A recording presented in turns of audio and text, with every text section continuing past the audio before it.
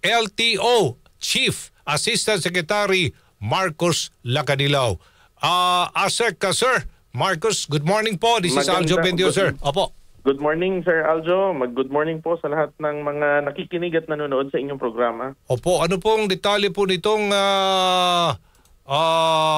dalawang opisyal ng LTO Regional Director ito, sir? Opo.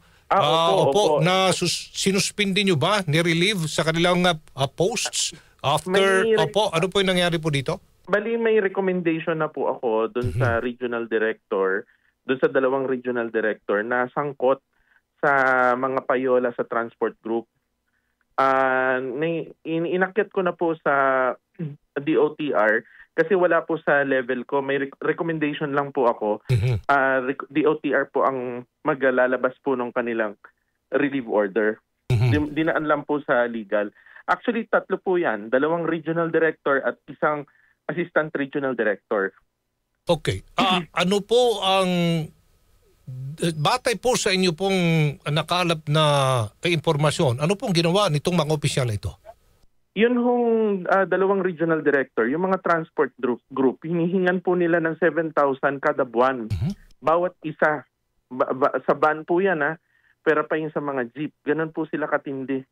Opo. Tapos, yun namang ARD, yung ARD po yan sa Bicol area, ganun din, hinihingan niya yung assistant regional director na yon, hinihingan niya yung mga transport group, siya yung protector ng mga kolorum doon. Tapos hindi siya magalaw-galaw dahil bata siya ni Saldico eh. Yun ang declared nila. Naku. Kung 7,000 per month ito sa mga transport operator, ang dami hong mga operator sa libawan na lang sa isang region. Yes sir. Tapos nilalagyan nila ng sticker. Ngayon, nagreklamo po yung transport group. Ang nirekomenda ko, magkaso kayo. So, inakyat na po, may kaso na rin po ngayon sa ombudsman. Okay. Luzon, Visayas, or Mindanao po ito mga regional RD po ng LTO?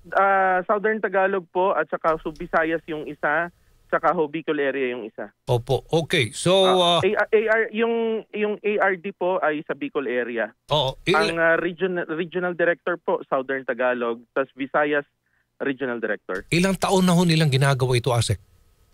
Sir, medyo matagal na. Kaya lang talagang ngayon lang sila na pag tinutukan ng pagpasok namin. Kasi sir, pumasok yung report sa akin. In fact, pumunta ho sa akin yung mga complainant.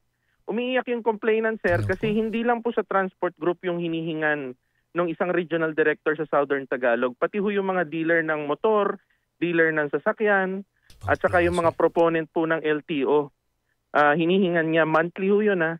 So, tapos mayroon pa hong nag-report na yung JO, 3 months na sahod ng JO, kinukuha niya. So, kaya nangyayari, sir, parang tinutulak nila yung JO na mag-corrupt kasi yung sahod kinukuha nila, sir eh. Naku naman, oo.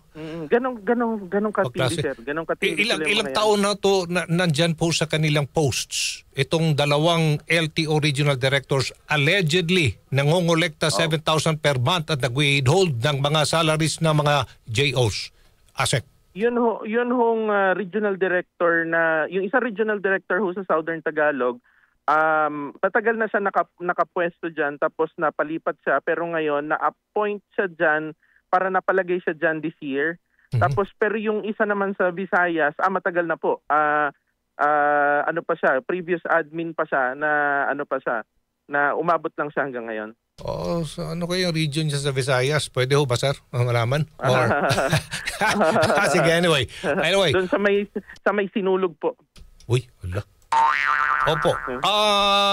Ngayon po ay ginagawa ho ninyo itong ini-implement nyo internal reforms na ito, sir, to address ito po mga corruption. Opo. Paano po nyo nililinis ito? Wala ho ba? Hindi pa kayo nahihirapan?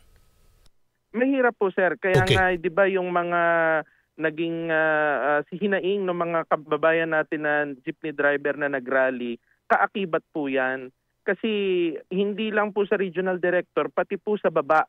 Meron po kaming mga enforcer na talagang ginigipit sila, kaya sinuspindi ko rin po. Tapos may nahuli rin po ako na 2 na sa central office mismo na na dun sa may hawak ng seminar area, hinihingan sila ng tigwa 1,000. So talagang puspusan po kami na hanapin po talaga yung mga yan. Although sir, medyo may kahirapan dahil 8,000 ho ang empleyado ng LTO. Kaya po sa tulong na rin ho ng tao, sa tulong na rin po ng mamamayan, kaya ho nahuhuli ko po yung mga yan. Ano ito, 'di ba, yung dito sa central office, security guard, tama ba? And one LTO, ano pa, opisyal or empleyado, organiko ba? Apo, isa pong security guard, saka dalawa pong empleyado na LTO na JO. Pero matatagal na sila sir, almost 4 years na yung mga yan. Opo, okay. Ngayon naman po, talagang umaasa taong bayan dito na yung katiwalian si LTO. Batagal na daw ito eh. Opo, so yung challenge po nasa inyo, ASEC Marcos. Opo, pero sa tulong po rin po ng DOTR, ng ating secretary ng DOTR, talagang naano po namin yan, na-aaksyonan. Opo. So hopefully po malabasan na po ng order yung mga yan. Tapos sa amin naman po yung mga mabababa na nasa under my office, tanggal na po at may kaso na. Opo. Meron daw in-impound ng mga PUVs last November 30 rally? Ay, opo. Ano po update nun, sir? Meron po mga PUVs, yun nga, dahil nga nagkaroon ng mga violations. Pero ano na po, nasa process na kami bago pa naman mag-rally, nasa process na kami ng pagre-release. Kaya lang, may mga hinihingi lang kaming mga requirements. Oh, okay. So hopefully matapos within the day, Jen. Malabas namin within the day. So yun po. Okay. Asek, ito din, may nag-text sa atin dito.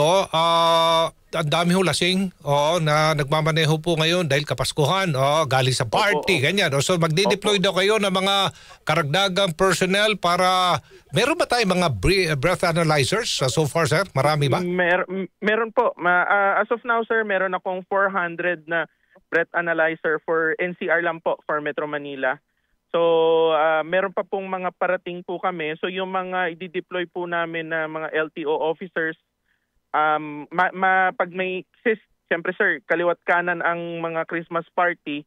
So talagang may karamihan mga kababayan natin na umiinom, iniiwasan lang natin na uminom sila tapos mag-drive. Okay.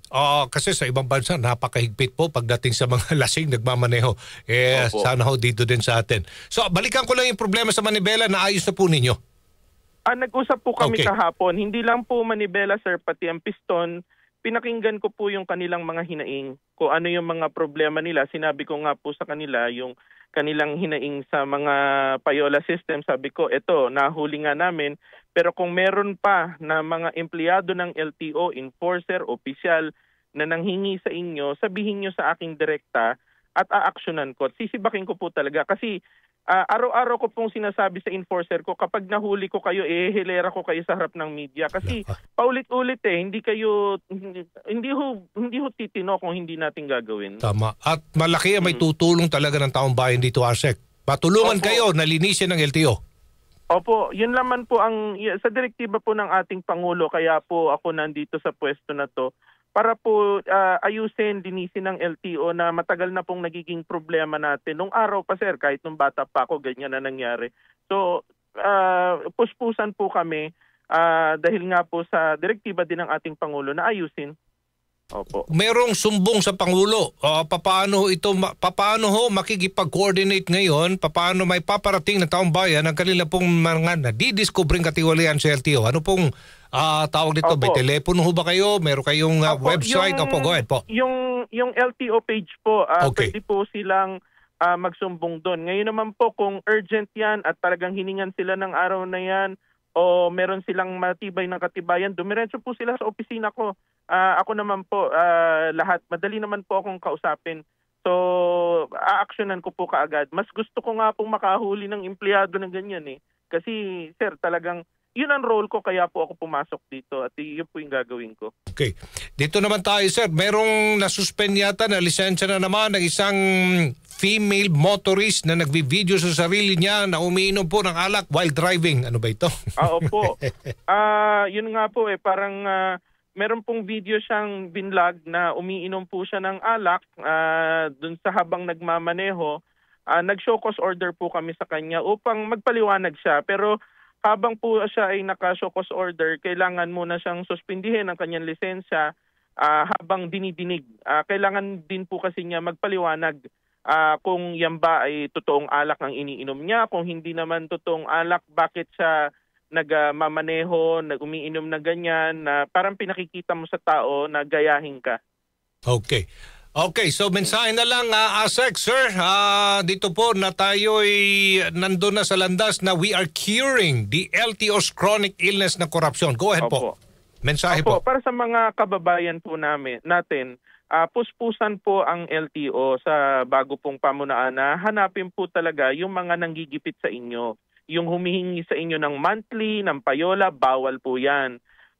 Isumbong nyo po sa akin, idiretso nyo sa opisina ko. Lahat yung mga nanggigipit sa inyo, kagaya sa Mindanao, meron po dyan na huli na rin namin.